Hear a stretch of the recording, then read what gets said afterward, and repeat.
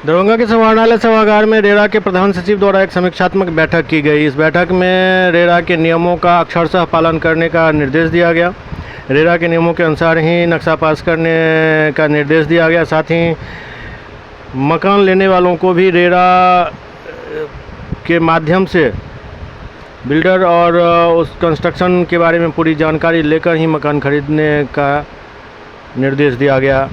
इस दौरान कई पदाधिकारी और कर्मी मौजूद थे।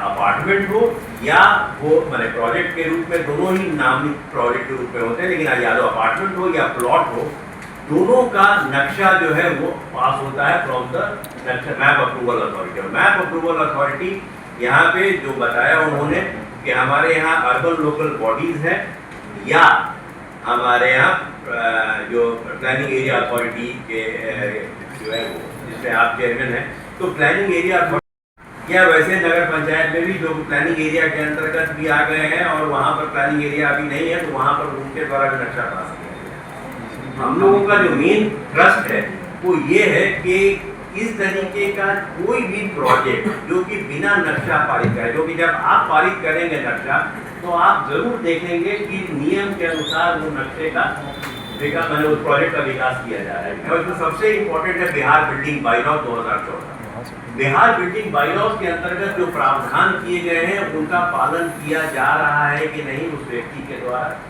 वो भी बहुत इम्पोर्टेंट। और इसमें बहुत अलग अलग भी जाते हैं, जैसे कि पटना